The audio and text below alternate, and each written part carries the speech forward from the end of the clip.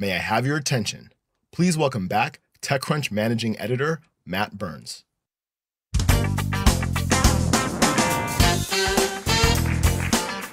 Oh, I love a full room. Thank you so much for coming back after lunch this morning. We saw some great companies. We talked about poop, we talked about zits, and we talked about factories. And this afternoon, there's even some more wilder companies.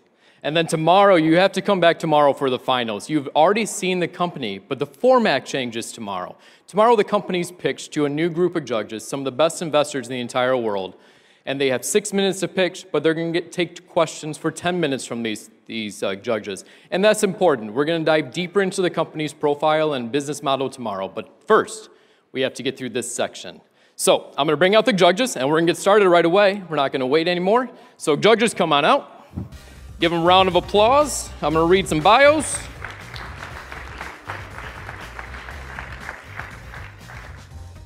First up to my left here is Maren Bannon, co-founder and managing partner at January Ventures. They're a pre-seed stage firm focusing on B2B startups that are digitally transforming traditional industries, including work, health, and climate. They have invested in 60 companies to date and closed Fund 2 in March 2022. Before co-founding January Ventures, Maren was CEO and co-founder of Little Lane, a mobile marketplace for local experience. Next to her is Sam Blond, partner at Founders Fund. He invests in companies at all stages and works with founders and go-to-market leaders on accelerating revenue growth and increasing value of their businesses. Previously, Sam served as the Chief Revenue Officer at Brex, where he oversaw revenue growth from less than $1 million to several $100 million of annualized revenue. Prior to Brex, Sam was a VP of Sales at Zenefits, and he joined the company pre-Series A. Sam was an active angel investor during his time at Brex and Zenefits, backing 25 software companies ranging from seed to Series C. Next is Frederique Dahm, general partner at Google Ventures. Frederique is a general partner at GV, specializing in disruptive technologies in the consumer space. She has spent 15 years building consumer and enterprise products for the public companies and startups. Frederique helped start GV's women's health team and leads a cross-functional team of investors and advisors making investments in this space. Before joining GV, Frederique led product and engineering efforts at Uber.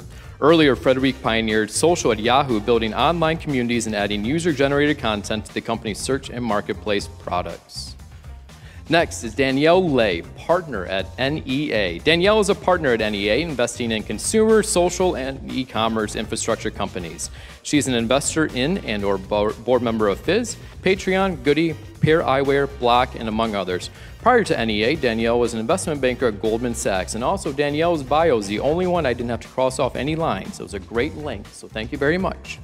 Next is Rebecca Lynn Doyle, managing partner at Insight Ventures. Rebecca joined Insight in 2016 and spends time across high-growth application software, payments, and fintech and consumer internet. Previously, as a part of Insight's on-site team, she worked closely with portfolio executives on growth strategy. Rebecca started her career as a management consultant at McKinsey's New York office, advising clients in the technology, financial services, and consumer good industries. Give them a round of applause. Thank you so much. Okay, now is the time. So I'm bringing out the first company. Remember what I said this morning? Good energy, loud clapping. Thank you very much. So from Boston, Massachusetts, we have Recon Tools. Presenting for Recon Tools is Christian Reed. Come on out, guys.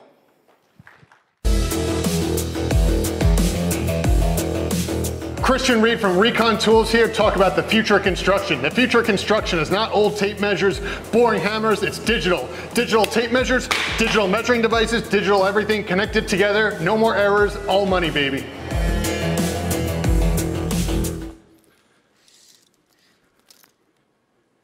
$22 1/8, 34 11/16. Remember those numbers. Hello, everyone. My name is Christian Reed, and I'm the co-founder and CEO of Recon Tools. Along with my co-founder, Costas, our entire lives have been spent building and making things. Very quickly transitioning from Legos and building skateboard ramps in my backyard, I knew how to use a circular saw well before I knew how to drive. Even at MIT, the vast majority of my time was spent working on projects in the shop and at the Media Lab. All this passion transitioned well to starting Recon Tools in my basement in 2020. Being surrounded by so many tools on a regular basis gave way and gave thought to one of the reasons what all the tools were made for that surrounded us and led us back to the inevitable construction. Construction as an industry has been plagued with inefficiencies for decades. Productivity has stagnated, innovation has largely underserved the space, and the vast majority of tasks are still managed on paper. A variety of these disjointed processes combined with oftentimes simple human errors result in almost 20% of materials on a given job site being completely wasted and in the dumpster. Of these errors, the vast majority of them contribute to these avoidable errors and contribute to over $100 billion wasted in construction each year. Recon Tools has set out to create a connected ecosystem of hardware and software products to significantly reduce these errors and streamline operations on the job site. Through our connected platform of both hardware and software tools, Recon enables both professionals and anyone working on a construction site, from residential all the way to commercial, to streamline their measurement operations, share measurements, collect data, annotate, and create tasks in a dynamic way, and eliminating many of the paper steps in the process. Before we dive too much more into how Recon has worked to create a connected ecosystem, it's important to understand how the current flow of information works on the job site. Many simple steps result from anywhere from writing down a measurement incorrectly, reading a tape measure wrong, or simply not following a direction based on the wide variety of resources and labor working on the construction site. Recon has worked to develop a system of both hardware products to capture and execute the data, as well as a mobile platform to connect all the data together and allow streamlined execution on the job sites, eliminating many of the human touch points in the process of executing daily occurrence tasks, and it's distributed enough that every worker on the job site can use the equipment. This is not something that only a supervisor or project manager is using. This is something that everyone down to the individual electrician or plumber is using on the job site with it. So switching over to our overhead demo over here, the core of the Recon platform is a Rock job site app. The Rock job site app is a simple and easy-to-use platform that works on any mobile device, tablet, and allows everything from measurement capture, automatic putting into calculators, utilities, and other common actions that exist between architectural plans and builders' discretion with it, all in a very streamlined manner with it. So really takes a lot of the elements that I'm using, very human-centric things of writing down a measurement, typing into a spreadsheet when I get back down to the office, and with the Rock app, it's all done in a very streamlined manner with it. So switching back to the stage view for a second.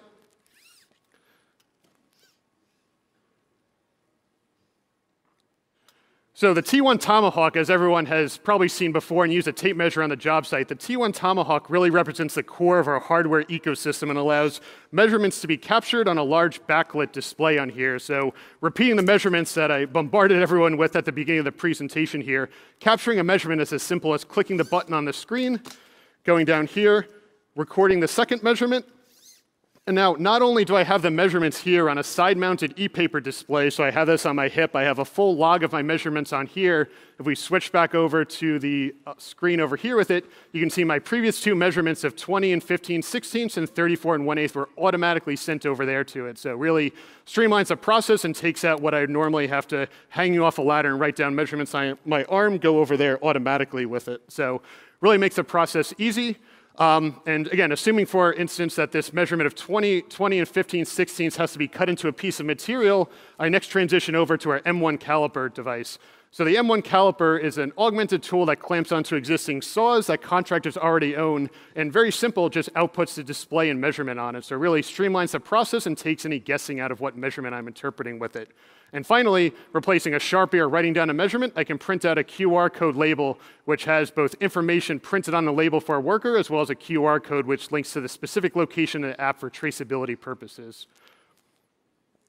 And finally, any tool made for the job site needs to be designed for the job site. So back to the presentation now. So construction is a pretty large industry, as everyone can imagine, and I think the way we look at it is really focus on tools that are used for data capture and execution on the job site. So these range from tools that I'm using to collect information and physical hardware to the software I'm using to consolidate it all together with it. So, $15 billion industry, 6% growth every year, and I think our real target is to help grow and advance this industry twofold. The first is really to make digital measuring tools as synonymous to a job site as a drill or a hammer. every contractor in the world owns a tape measure of some kind with it, and it's an inevitable pathway and certainly some work to be done to get to that point for us to make it a compelling case, but having that in every person's toolkit is certainly the first step. The second is to make the Rock app synonymous with what workers are using on a daily basis with it. So there's certainly a different set of tools available for project managers, but something that individuals on the job site have access to on a regular basis. Of course, the inevitable question comes up is why haven't someone else done it? And it really boils down to two fundamentally different approaches. On one hand, traditional tool manufacturers have really focused on incremental improvement and optimization over true innovation. On the other side of things, enterprise tools have largely focused on hyper-specific tasks or individual functions on the job site. Recon Tools is the only system that has the granularity needed to execute day-to-day operations on the job site.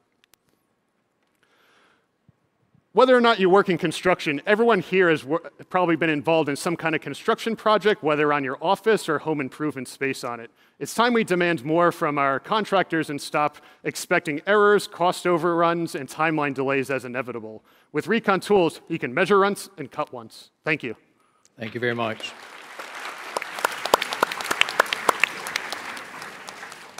Danielle, let's go to you first. Great. First of all, thank you for presenting and for being the first one of the session. That was wonderful. You did great. The throwing of the tools was very effective in getting the audience going. Could you tell us a little bit more about the revenue model of the business?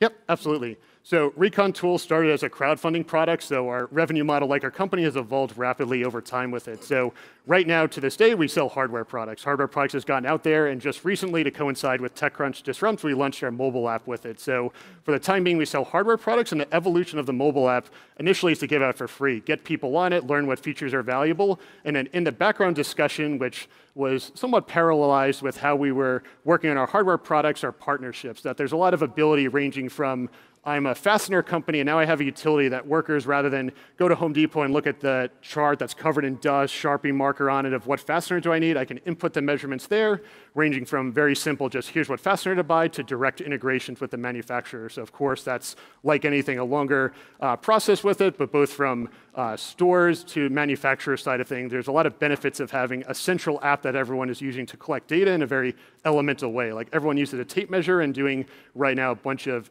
some people have the, half-thought apps that look like an Excel spreadsheet that I put in the App Store with it, but having something that's purposely designed, and it's very easy for individuals to design their own utilities for it. So it's as simple as making a spreadsheet, so it's really easy, and I think the longer term idea is to have kind of a mini app store where manufacturers can put in there, and if I'm a deck builder, I get all the, strong tie, applications in there, and rather than look at, they send out, a box of catalogs that's this big, and you're following these little spreadsheets to try to figure out what fastener you need versus go in there, type it in, boom, I get this. All right, I'm at Home Depot, and I personally don't need to go as the supervisor on the job site. I send a worker so I can stay on and keep it moving, where now that's usually what production goes to a stop because of one person with experience has to, drive an hour to Home Depot back and forth to get it with it. So. Got it. Yeah. That's helpful. And one quick follow-up question.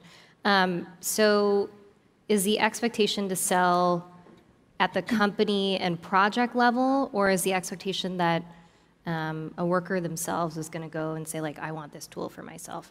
I think the excitement, and especially being a 13-person company, is that either works. Obviously, selling to a business like Suffolk Construction, there's a lot of overhead process of doing that sales cycle, where these are sold in Amazon, Home Depot, so someone could go on the website, buy it, have it in their toolkit, and then when you see enough people on it, then rather than have to do a top-down approach, it's like, hey, all my workers are using these digital tools. I wonder if there's a way for me as a project manager to see the analytics on it. So while I think we are devoting efforts to that more top-down approach of project management, I think it's very exciting that anyone can use it, and then later on start I may get the T1 and just use the side e-paper display, and then later on when 5 people have it, it's like, hey, I'm up on a roof. Why don't you just put your phone next to there, and I'm going to stop shouting measurements one at a time and have you always mess up the measurements with it. So I think it has the purpose for both, and just by design of being a smaller, more engineering design-focused company initially, we focus more on the B2C opportunities, with later on the more B2B opportunities of selling 200 tape measures and more customization on the software side of things.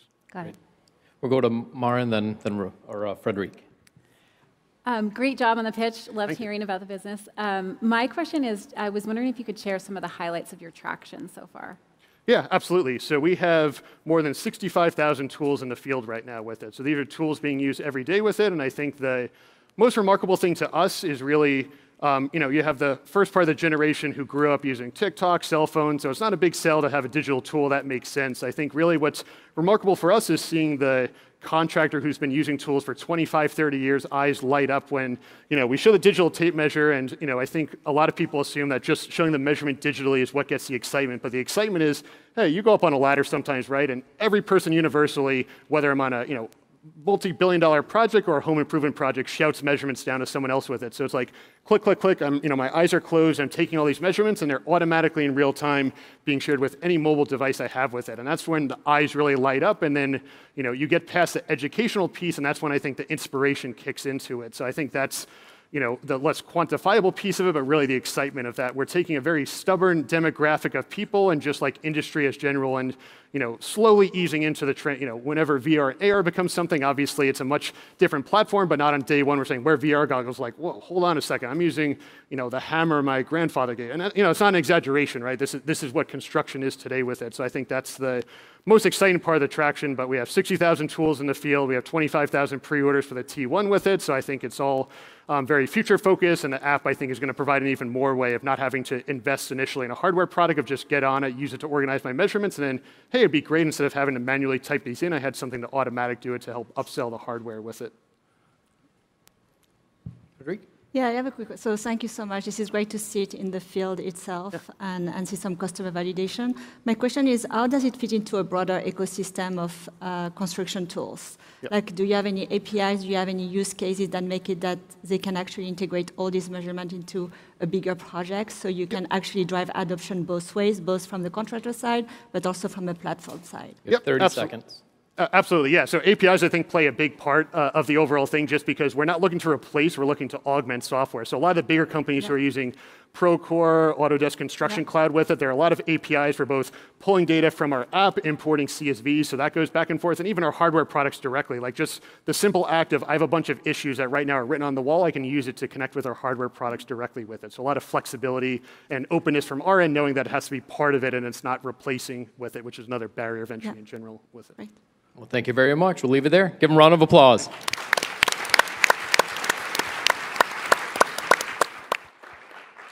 Don't forget that one on the floor. We get that one later. Okay, thank you so much. Next one up, coming to you from Romania and England, we have App Factor. Presenting for App Factors, Gabriel Chuluca and Keith Nielsen. Give them a round of applause and bring them on out. Modernization is just the beginning when you see your entire IT landscape laid out like a sci-fi movie.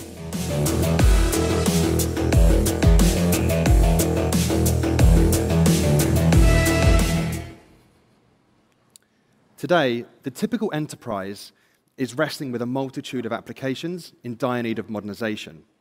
They're getting quotes from system integrators and partners to help, but the costs are tremendously high and the timelines are extremely long. Applications are often overlooked. Now, the greatest problem is that there's never just one application. The portfolio often contains multiple applications, dozens, hundreds, we've even seen thousands of applications. And for that reason, it poses a real challenge in terms of the scalability and the costs to actually maintain these systems. Now, across these portfolios, we have 4 pillars that support our applications. We have infrastructure, architecture, code, and dependencies. Over time, these pillars start to crumble as technical debt starts to accumulate. This leaves systems become susceptible to performance degradation, scalability issues, becomes a maintainability nightmare, and this truly is a ticking time bomb. The reason is that the new exponential speed of technologies coming to us as emerging technologies makes it impossible to keep up and to apply these to our existing systems. What's more is that technical debt actually compounds over time. It becomes more complex the longer we leave it, more costly to not just maintain, but actually to cut and deal with. Gartner research suggests that 40% of budget across all sectors is actually spent just maintaining that legacy. That does not include cutting and moving forward with our application portfolios. So this really is a never-ending pitfall problem. The size of this problem is also immense. $250 billion per year is spent maintaining legacy systems. And that's projected to reach 515 billion by 2027. So how do we help enterprises get ahead of this legacy continuum? Well, AppFactor is a continuous modernization platform. It's a productized solution to help identify, cut, and maintain technical debt. And this solution is really allowing customers to automate and simplify and create a repeatable, predictable process in how they transform existing software and technical debt. Our team has worked for many years with Amazon, Microsoft, and Google. We've witnessed firsthand through hundreds of migration and modernization initiatives, and we've witnessed the tremendous pain and challenge that enterprises across every sector actually face in tackling technical debt. Our customers today are realizing significant modernization velocity. That's what's needed to get through the sheer scale of this challenge. Through this, we're actually freeing up that 40% that's wasted maintaining legacy, that's simply eroded over time through technical debt. And through that, as you can see, we're also providing a solution that significantly cuts that technical debt and makes it easier moving forward. This really is not just a project, it's a routine. So let's show you how we do that. Let's move to demo. So our product is designed to really accelerate the process and simplify the entire end-to-end journey, from discovery and identifying technical debt through cutting it and re-architecting our applications and deploying it and maintaining it, and making that a continuous journey through the life cycle of our applications. What we'll show you here is how AppFactor has, for the sake of time, already performed a scan against an environment. It's built a system of record and an inventory of all of the infrastructure, applications, and their dependencies, and the relationships between all of those artifacts throughout the whole environment. And as you can see, if we jump down into a server here, the platform has already identified a running application, a candidate application, without any manual process or analysis. If we jump into this right now, we can see this application is actually running on an end-of-life operating system. So this is a serious threat for the enterprise, not just commercially without support costs, but actually from a security perspective. Right here, we have a .NET application that's running on a server, and we'll show you how simple AppFactor is in terms of automation. If we select this application, it produces a wizard for us to start the automation of modernization. What we're actually doing here is, as we work through this, this particular window, the product, what it does is it captures the application dependencies. It generates a Docker file which contains all of the artifacts and dependencies of the application. It builds that into a containerized image in this example, and it allows you to seamlessly deploy that as a native application running in this example, Amazon Fargate. So what it's doing is cutting out all of the manual processes around app discovery, trying to understand and analyze, is this indeed a candidate for us to modernize? And what do we need to do for that application? And it allows us to build cloud-native representations of these artifacts and dependencies, and as I say, generate all of the deployment specification. There is no code. There is no YAML configuration. There is no configuration of all of the manual, tedious tasks that architects are bewildered with. And we're able to deploy this natively to the cloud in this example. So as a web application, that's now running natively in Fargate without any change to code or manual consultancy. That typically can take months, weeks, and even years. So let's move back to presentation. AppFactor, as I mentioned before, is a product, not a service. It's designed for daily use for architects and engineers to empower them to transform applications as part of their BAU, their standard business day. It's built on top of machine learning classifications that help our users identify, contextualize, and optimize application architecture. Linux, Windows Server, Java, .NET applications, the whole market is full of legacy applications riddled with technical debt. And our solution is really designed to help automate the process of transforming these existing applications. Our route to market is one that we see work very closely with the cloud providers. You got to wrap it up. Yeah, sure. We fit into programs that they have that allow us to accelerate cloud revenue spend for the cloud providers, obviously support the outcomes that customers are looking to achieve, and therefore drive the adoption of AppFactor through those motions. In terms of differentiation... We got to leave it there. I'm so sorry. Sure. Out of time. Thank you so much. Give them a round of applause. Thanks. It's so hard, that 6-minute break. It's hard. Yeah, no worries. Okay. Sam, let's go to you. Thank you. Really great job. I have the same problem. I like to talk a lot, and so I go over on presentations as well, but that was really excellent. Curious, which segment of the market are you going after from a customer acquisition standpoint, and how much traction do you have with acquiring customers? Indeed, yeah. Well, look, the problem's agnostic, right? It's actually sector agnostic, truly. But for us, with the size of the company and how long we've been going, it's really about being quite specific and focused in terms of where we get these traction points. And with that, we can obviously build out repeatability and scale out. Now, relationships with Microsoft and Amazon clearly help with that. Where we have initial traction is with UK central government, which is really credible for us. We've got traction in the US with a financial organization and a manufacturing organization. And we've started early conversations with a big telecom company in Europe. Really what we're focused on is more around the technical challenge and finding repeatability in the applications and the challenges around these apps that we can find. Not so much sector, more around the problem and the challenge that these applications face. And with that, we can start building out wider support channels. Great. Rebecca? Thanks again for presenting today. Definitely empathize with the scale of this problem.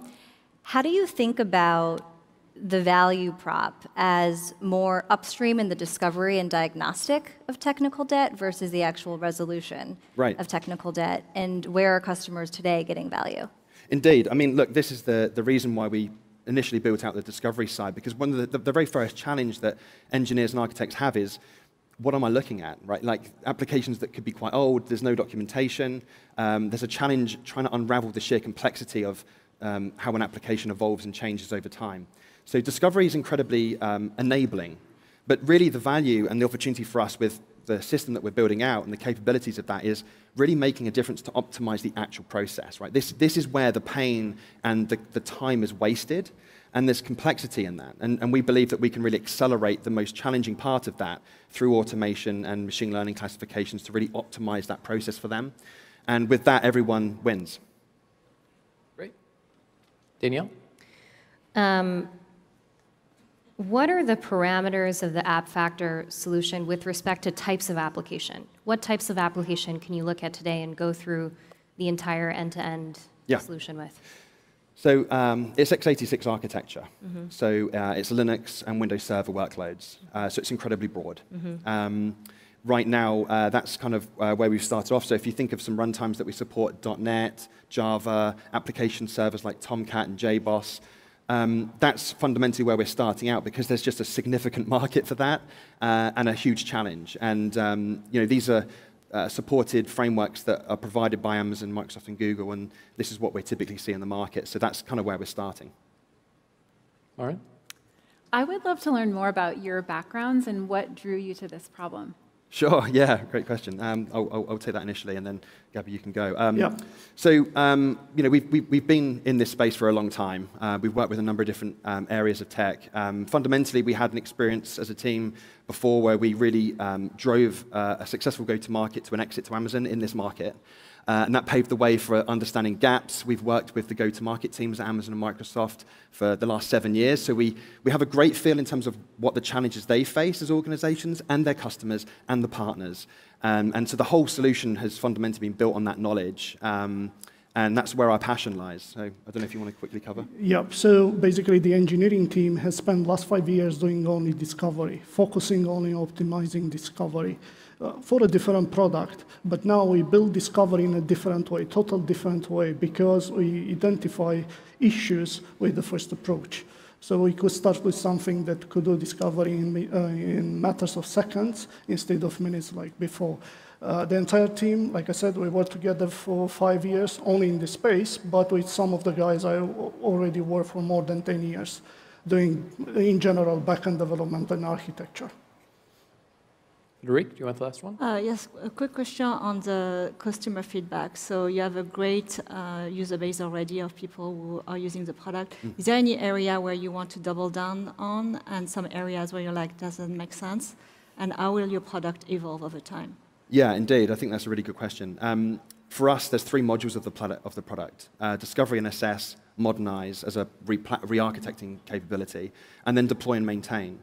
That last module, we haven't quite got there yet in ways. We can deploy and provision, but really for us, that's where the whole intrinsic value of our proposition makes sense. And it becomes, like I say, very much a daily tool to optimize architecturally. This isn't just virtual machine cost optimization. We're talking about leveraging automation to optimize architecturally, and that's incredibly powerful. And so we really believe that that has so much scope because reality as legacy is a continuum. It never ends. This really isn't a project. It should be a routine, and it isn't today. And we believe a productized solution really empowers us to do that. So that's the vision. That makes sense. Thank you. That's a powerful way to stop. So thank you so much. Give them a round of applause. Yeah. Thank you. Very good. Okay, next one, number 3, coming to you from Birmingham, New York. We have AgriTrack. Presenting for AgriTrack is Jason Hill. Give him a round of applause and bring him on out. Hi, my name is Jamie Sonneville, CEO and founder of AgriTrack, and I'm on a mission to save family farms.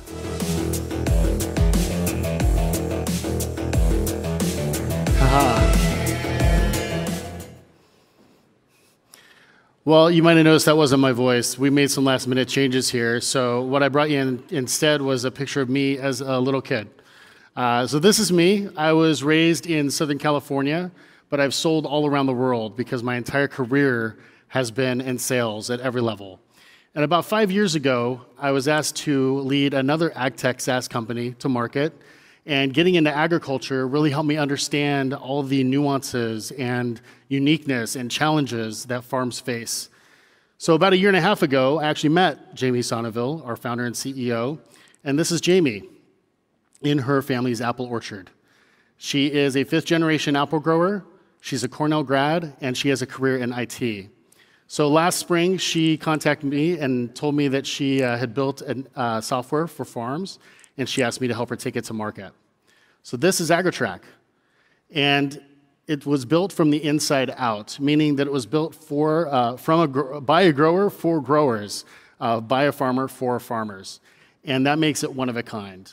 The other thing is that AgriTrack captures the most vital data that farmers need, which is labor. In other words, who is doing what, when, and where, and we digitize the whole process. Why is it the most vital data? Because of the H-2A program. See, the H-2A program is a government program that helps US farms get seasonal labor from other countries. And without this program, farmers can't survive because they have no labor. But being that it's a government program, it's also heavily regulated. And with heavy regulations comes heavy paperwork. And everything in a farm has to be tracked. It all starts with a location and with a worker.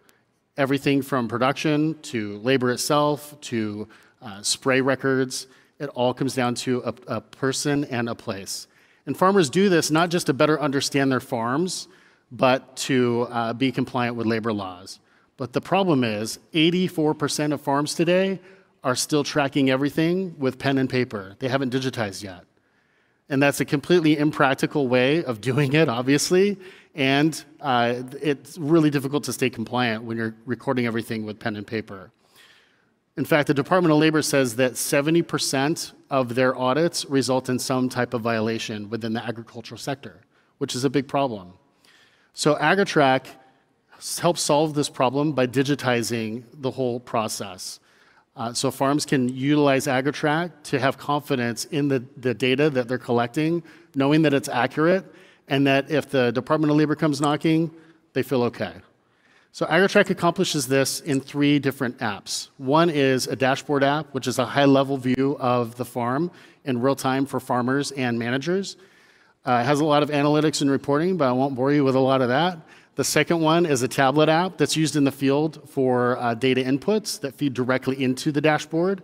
We also utilize NFC technology for a quick clock in and out function, which is super helpful on farms. And then we have a phone app, which is typically used for full-time employees that might clock in and out in different locations.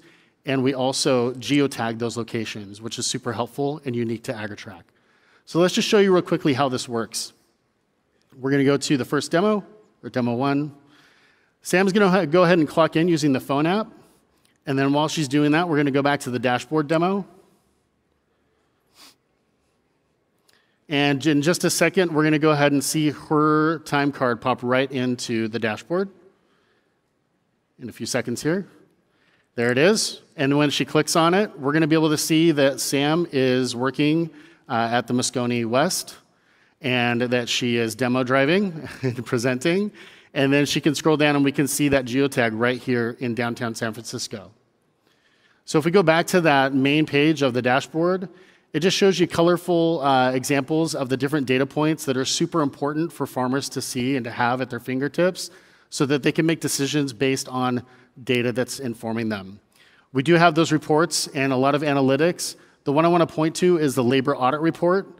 It's named that way for a reason because it has everything that's in step with the Department of Labor and what they need if they come and audit a farm. So all they have to do is download that report, give it to them, and they're ready to go. We do all the heavy lifting for them. The other thing of note is that farms can actually pay their workers differently than other industries. They can pay them by the hour, but they can also pay them by what's called piece rate. Basically, it's paid based on the number of activities or actions that they're supposed to do in their job. So, for example, how many apples did this person harvest? And the farmer is required to pay the higher of the two. And then you add into both factors overtime. So as you can imagine, it gets really cumbersome to try to calculate all of these different rates and what they need to pay to stay compliant. Good news with AgriTrack is that we handle all that for them so that they know that when they do payroll, it's accurate and they can hand that over with no problem. In fact, with payroll, our customers are telling us that what used to take a day or more to run payroll and do that process is now actually being done in minutes with AgriTrack, and they can do it anywhere. So there's a huge time savings there. So we can go back to the deck. Thank you. So when I joined AgriTrack, we decided to do just a test pilot and see what kind of traction we could get. And in that time, about 12-month period, we signed 21 farms, still actively subscribed, and our ARR is approaching 114,000. You got to wrap it up. Yep, and that is just with the labor component. In the future, there's food traceability modules, spray record modules. Everything that farmers are going to have to track can be found in AgriTrack, and then we'll start implementing future technologies to make sure they stay compliant. And that wraps it up because I'm out of time. Thank you. So sorry. Thank you so much. And thanks for filling in the last minute. Yeah. You did very well. Thanks. Okay, let's start with Danielle. Thank you for sharing all of this with us, and congrats on the early traction. Thank you. It's really great to see.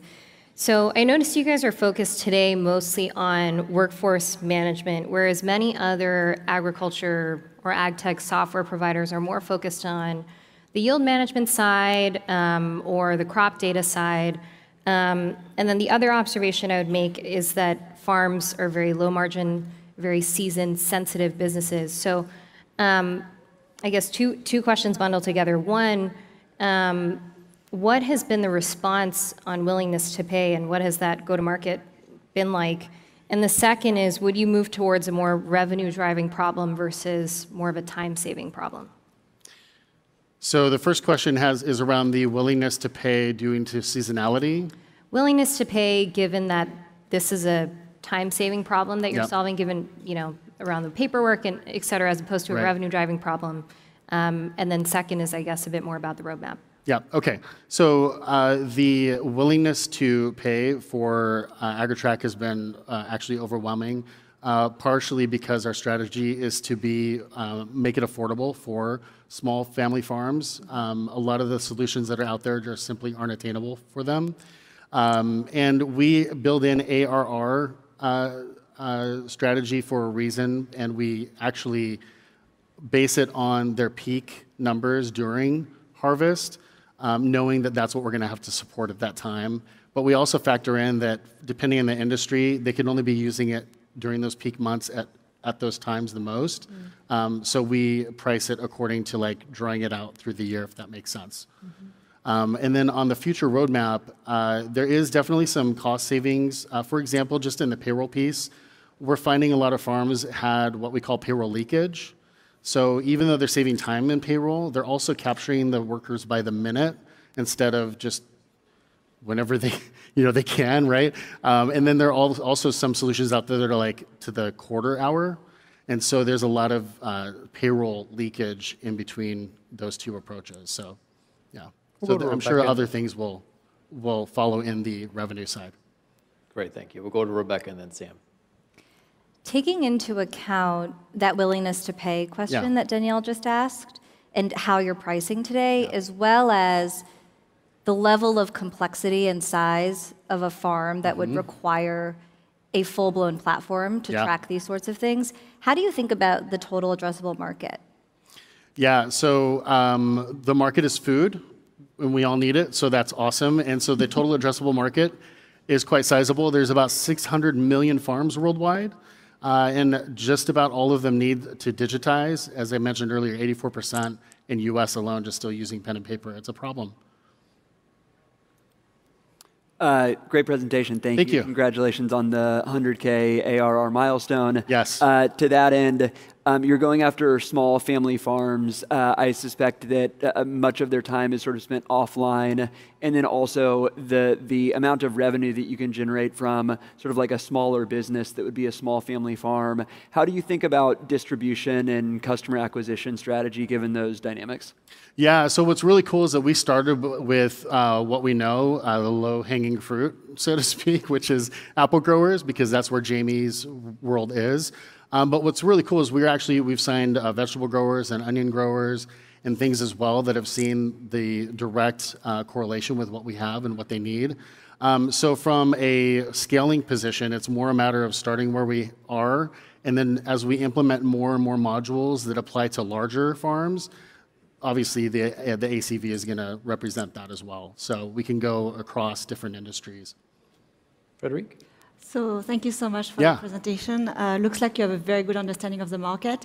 And I really like the fact that it's regulatory driven and that you need the compliance and people have to make that jump to use that product to be compliant. So really love that. Thank you. That said, I'm sure you're not the only one working on this. So I wanted to understand what's the competition looking like? What are the incumbents that are probably doing some crop management system? How are you situated in the ecosystem from a competition standpoint? Yeah, so I know firsthand about the competition because I came from the competition. And I think the real differentiator for AgriTrack is that we are really, Jamie is a 5th generation grower, and then I have years of experience in ag. So just really understanding that we're building a product, again, from the inside out as it pertains rather to farms, relevancy, rather than building something from the outside and trying to help make farms fit into that mold, if that makes sense. So I think we have a lot of differentiators that make us unique in that space, as well as, again, just our ability to go from different verticals and different crops. So I think we'll be okay there. Yeah. Okay. Thank you. Hope that answers that. We're out of time. Thank you so much. Okay. Thank you. Give a round of applause. Thank you, everyone.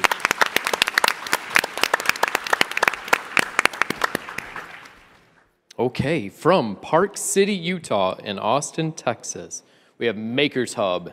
Presenting from Makers Hub is Fong Ying Yo and Charlie Howie. Bring them on out with a big round of applause.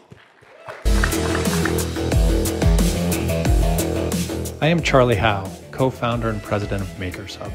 Makers Hub provides data-enriched accounts payable operations.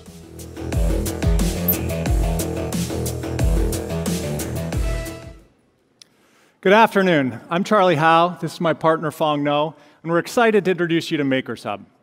Makers Hub provides data-enriched accounts payable operations. We enable our customers to connect their disparate account payable processes, to capture all of their data with no manual entry, and to collaborate across the organization. To illustrate the power of this, I'd like to introduce you to Trey Cahill. Trey's an early customer of ours and the president of Cahill Construction. Cahill is a large business. Since inception, they've built more than 1,200 projects, transacted with more than 10,000 vendors, and this year alone, they'll put over $20 million of payables through their books.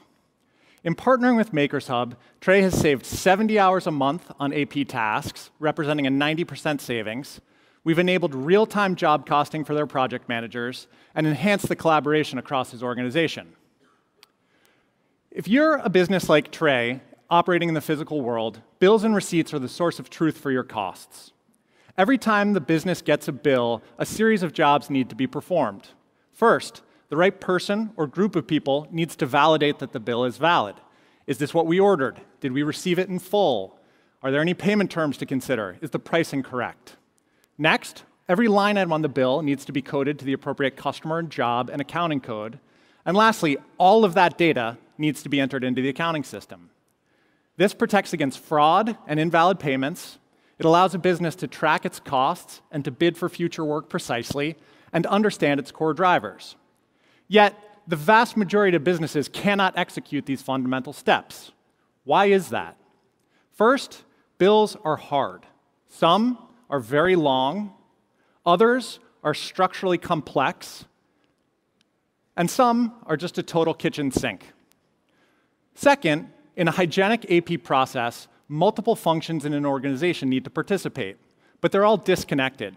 So even if you go through the effort of manually capturing all this data, you cannot pass it from one group to the next. The result for Trey was more than 80 hours a month of manual data entry, error-prone double entry throughout the process, and limited visibility for management. His was not a failure of awareness either. In his words, he looked at every solution a million times. That is, until he met MakerSub, and we solved this for him. Let's move to the demo and show you how this is possible. We're going to process for you in real time those bills you just saw, which will take 15 to 20 seconds. And while we're doing that, I'll explain the technology that powers it. First, we take a very different approach to reading bills. We extract more than 50,000 data points from every page, the characters and their relation to one another. Then, using spatial mapping and proprietary indexing, we start to make sense and reconcile that data. Further, we then expose that partially reconciled data to a series of deterministic language models that help us put a finer point on that reconciliation. Lastly, users teach the system by virtue of their actions in it, using localized one-shot learning. The result you can see on the screen. On the left-hand side is the bill itself, and on the right-hand side is MakerShub interpretation or reading of this bill. Starting on the upper left-hand corner of the right-hand panel and moving clockwise, we'll see all of the things that MakerShub can read and contextualize. First, the vendor information, then all of the bill details, the invoice number, the due date, the payment terms, the PO number. Beneath that is the approvers box. Because we can read and contextualize the data, we can ensure the smart routing of this bill only to the people in the organization who need to review and opine on it. Below that is a customer and job contextualized suggestion that, if accurate, the user can assign to every line item on the bill with a single click. And there you can see all of the line item data broken out, captured, individually editable if necessary, and pre-coded to the appropriate spot in the accounting system. Once a user has reviewed this and validated that everything is correct, a single click approves the bill, auto-creates the associated record in the accounting system, and loads the next bill in the queue. The bill, now validated, is a live account payable. And from the Account Payables tab, our users can pay the bill easily, flexibly, with a single click to schedule payments either on the due date or on whatever date they desire. Further, since we can read and contextualize everything that is on a bill, we've extracted net term discount availability that users can capture and assign with a single click, ensuring that they never pay more than they need to. The value of being a fully integrated system is that we can push this contextual data thread all the way through the process, as you can see on the payment details page. From here, the vendor information, the invoice itself, the payment amount, the authorizers, who validated that the bill was good, who authorized the payment, all of the transaction details, the ACH transfer and/or physical check cutting status, is here at the fingertips of project managers and accounting folks alike. Let's go back to the presentation and we'll conclude. As you saw briefly, MakerShub is more than just better data capture. The comprehensiveness of our workflow software allows the tech, bleeding edge though it is, to fade into the background, and for our users to simply prosecute their AP tasks more effortlessly and more efficiently. The result for Trey is a more efficient workforce, better data for the organization, and greater confidence in his financial operations. We are confident that there will be thousands more like him. Thank you very much.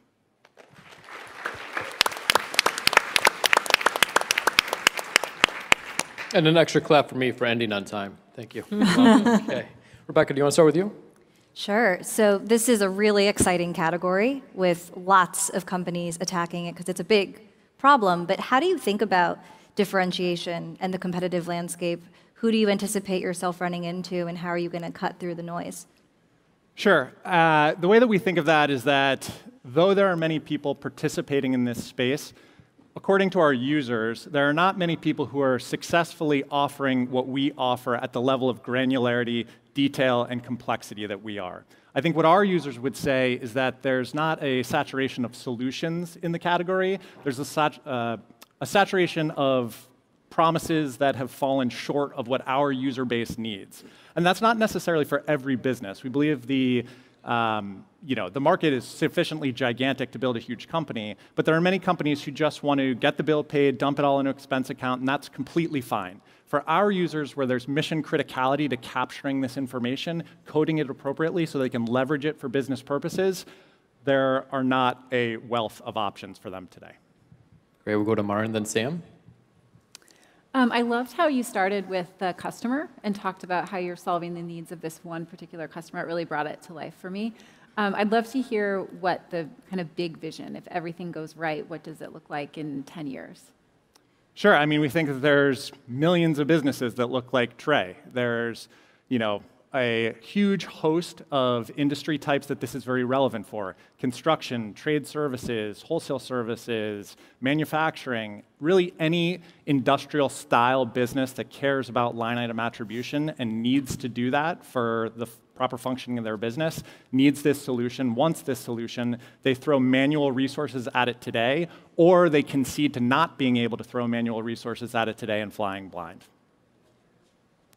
Really nice job. I thought the demo was very cool to see. Thank you. Just to piggyback on the competitive landscape question and your comments around it, lots of AP-like solutions on the market today. What would you say is your 10x feature or the thing that is really like the aha moment when somebody sees a product demo? Yeah, when they see their invoices go in or their bills go in and the quality and depth and comprehensiveness of the extraction. That is not something that anyone we have ever shown the platform to, accounting professionals, AP professionals, controllers, has ever seen or said, oh, been down that road before, XYZ offers this, on to the next. We have never heard that once because we don't believe it exists. Frederic? So I love that you can expand into different verticals. I think this is very powerful to be able to duplicate it to the different verticals. What is your go-to-market, and how are you going to tackle addressing different verticals in a very fragmented category? Yeah, we're going to address it very deliberately and in staged ambitions. So the first go-to-market approach is to sell to outsourced bookkeepers, accounting firms, CPAs, et cetera, who specialize in doing outsourced bookkeeping for the segments that we care about, construction firms, manufacturing firms, things of that ilk. From there, that's already, even in our very early stage, had the network effect of saying, okay, I am a bookkeeper, I've got 8 construction firms, I also have a flower shop, and they actually fundamentally run their business exactly the same way that these construction firms do, and this is a good solution for them as well. So we're starting with the one-to-many approach of getting those accounting professionals behind us. They've been delighted by it so far, because oftentimes they're the ones who are viscerally experiencing this pain directly, as opposed to the tray in this case. Thank you. Danielle? 2 quick questions. Well, first of all, thank you very much for being here. That was wonderful. One, what is your traction to date? So with respect to ARR or revenue. And then 2, would love to learn more about both of your backgrounds as well. Sure. I'll truncate the history for you, but we founded the company in February of 22. Set out to solve this problem, but from an adjacent starting point. Been working on what you saw today for approximately a year. We started Q1 of this year with a handful of design partners. We now have mid-20s to 30 live customers who are operating all of their AP through the platform. Represents about $10 million a month as of last month in processed volume. My background is in financial services. I spent almost 20 years at Citibank. And Fong? I'm a mini Trey, so I used to run an equipment manufacturing business where I build a variety of production facility for automotive, aerospace, and as engineering and manufacturing specialized as we was, the back office was a major problem for us. It wasn't something I could solve. ultimately impeded the growth because we could not put a handle on what we were doing, on how well we were doing, and that's the kind of problem that small and medium-sized businesses could not have a solution that they can afford today, and that what set us out to build the solution for them. Great, thanks. Any last questions? Sam? Just real quickly on the monetization strategy. I think the customer was Cahill, maybe. How much does a company like that, do you expect them to generate in revenue for the business? And then lots of sort of creative ways that you could monetize. Do you expect to get into the flow of funds? Do you expect to get into lending? Any sort of vision there? Yeah, so Trey pays approximately $6,000 a year in just software licensing. That's not our grand vision. We are in the flow of funds today. We're not monetizing the flow of funds, but as you can see, we occupy a very powerful perch in that flow of funds and a very sticky perch by virtue of the solution that we give to Trey. How and in which ways we choose to push the levers of either transaction-based monetization, that's not our preferred one, but being either a lending perch or a reverse factoring perch or something of that nature are things that we're going to evaluate with the benefit of more data and more time. Okay. Thank you very much. Give them a round of applause. Thank you. Last one. This concludes Startup Battlefield for the preliminary rounds, but tomorrow you need to come back for the finals. We're going to have 5 companies, well, 4 to 6 companies come back and present to you guys again to a whole new set of judges with a new pitch format as well. So please make sure you come back tomorrow. But tonight at 7, I think it's, I'm going to get in trouble because I think it's 9 p.m. on TechCrunch.com, we're going to announce the finalists. So look for that tonight. But before that, we have one more company. Coming to you from San Jose, California, is Betweened. Presenting for Betweened is Carla Engelbrecht. Bring them on out. Big round of applause. I'm Carla Engelbrecht, CEO and founder of Betweened, where we're building mindful, responsible social media for kids and families.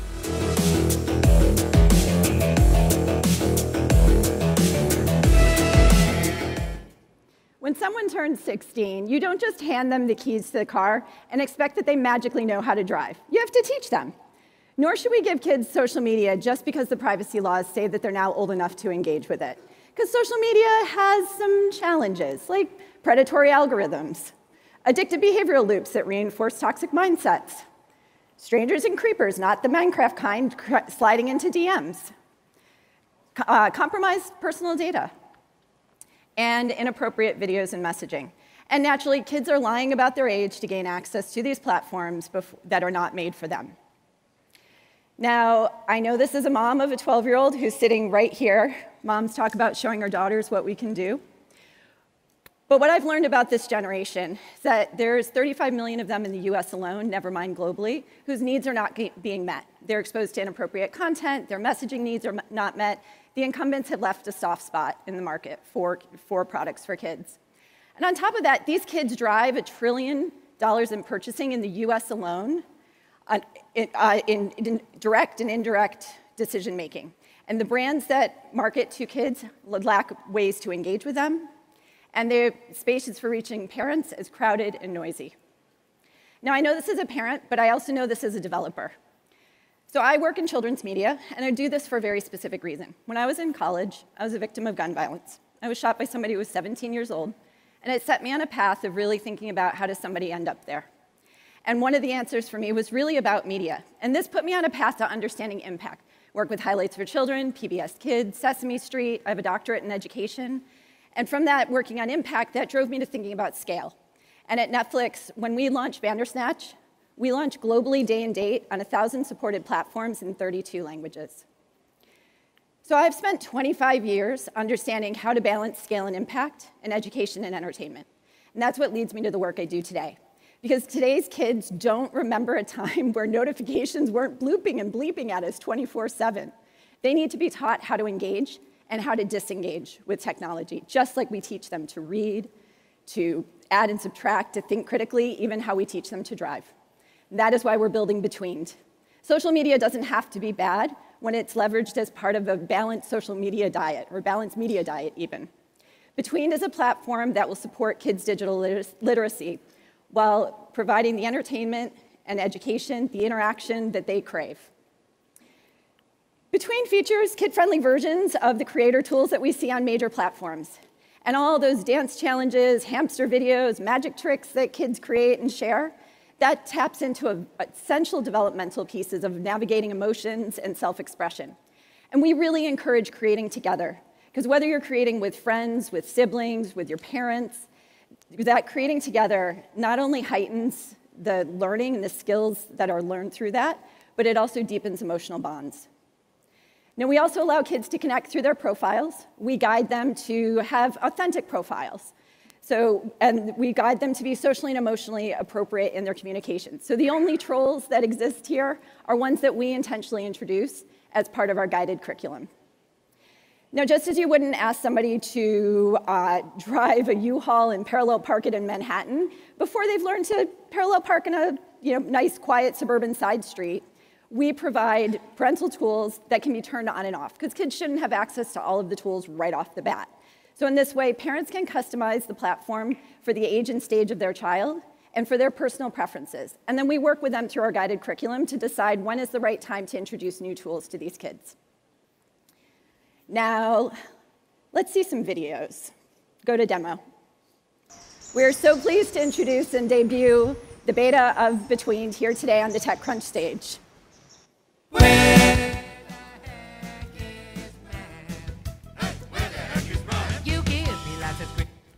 Are you ready for a dance party? We have a dance party. Dance party time. I'm Alex with the Strong Museum. So as you scroll through Between, you'll see all kinds of content, whether it's funny dance videos, inspirational moments, educational moments, craft ideas, all kinds of things. And all of that content is there for the kids, and it is curated and moderated by experts, by adults trained in developmental psychology, and in our editorial guidelines to ensure that everything that is on the platform is appropriate for kids. Intermixed with the content are moments to pause, encouraging kids and their parents to stop and be thoughtful about how they're engaging with social media. This can range from tips through to interactive moments like our troll training. And all of this is done with verified parental consent, ensuring that we're privacy compliant around the world. Back to slides, please.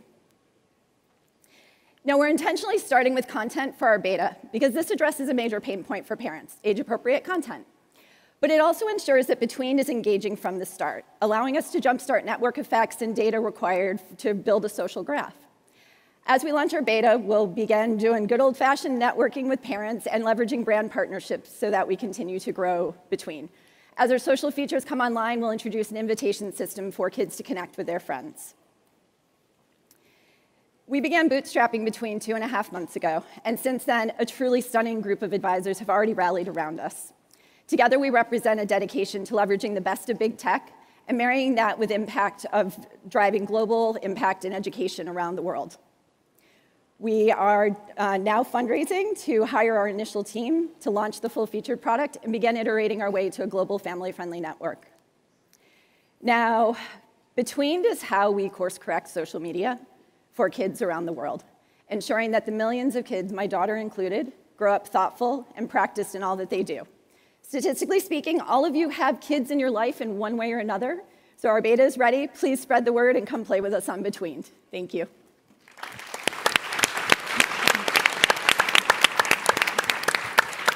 Carla, that was very good. Let's start with Frederic. So thank you so much for building that. This is much needed, and I'm glad that this product is coming to life. I wanted to understand your go-to-market in terms of acquisition channels. I like the brand partnership angle, but what's going to be, what do you see in terms of acquisition, CAC, organic growth, et cetera? All the good things. So part of this is we're 2.5 months in, so we're figuring a lot of it out, and thank you for having us on the stage to help grow a bit, too. But really, we're thinking about this as really we need to get out there and start talking to kids, talking to parents, get it in their hands, and understand the network pieces. One of the things we definitely see are there's the kids who spend their time together during the day, but then they're in a lot of activities like club sports and scouts. Summer camps are another great example where they come home and they want to connect with these kids that they don't see every day. So we're looking to get into those sorts of opportunities to start. I'm not going to wait until next summer camps, to grow, but those kinds of moments where the kids are a little bit disconnected. Cousins are a great example, too. Great. I love that. We'll go to Rebecca and then Maren. Thanks so much for sharing, and especially the personal angle of the story. So traditionally, social platforms have monetized via engagement, right? And this addictive nature that the experience tends to cultivate. So how do you think about treading that fine line between driving engagement that's needed for retention, that again veers on a vice and an addictive behavior, versus your mission around empowerment and building these healthy behaviors? Yeah. So abstaining from social media and abstaining from advertising is not an option for us, right? Everyone needs to teach their kids in the grocery store that candy is in the aisle as you check out, because that is a moment of weakness where you can grab things, right? So to me, having advertising not only is practical from a revenue standpoint, but it's also part of how we continue to help kids understand the world that they operate in. To the challenge, though, of balancing it, there's a couple of different ways we're thinking about it. So I tend to think, there's sort of the drive to more minutes per day, more minutes per day.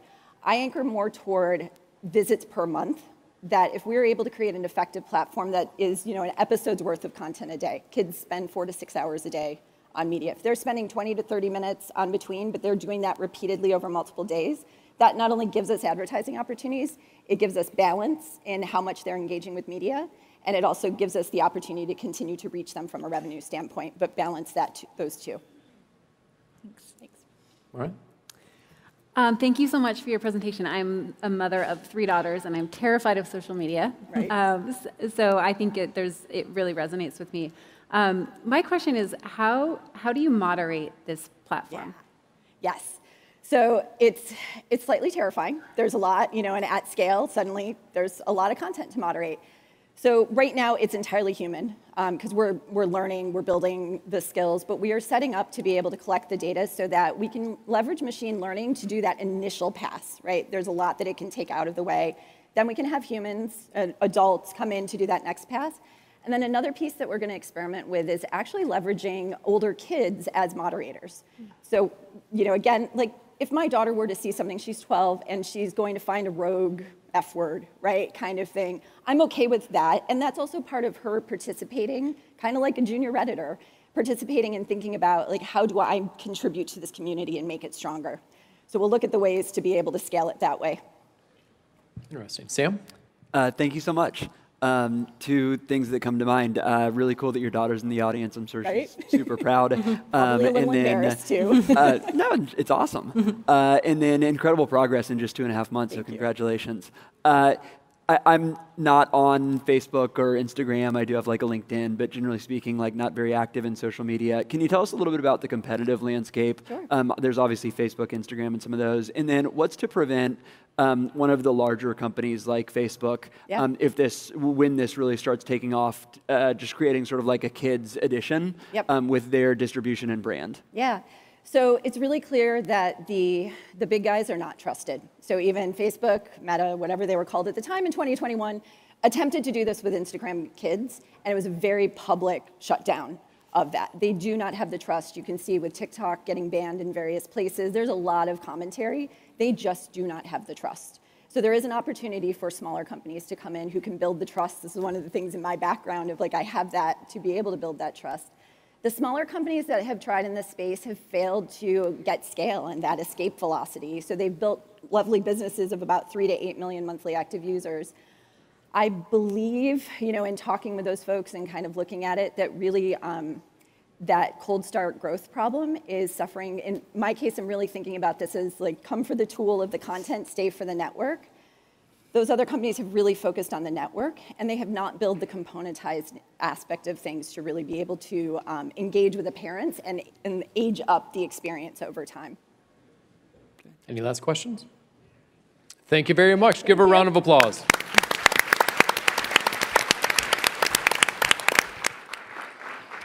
That's it. That's it for Startup Battlefield for today, but you need to come back tomorrow for the finals, and we'll see you then. Thank you so much.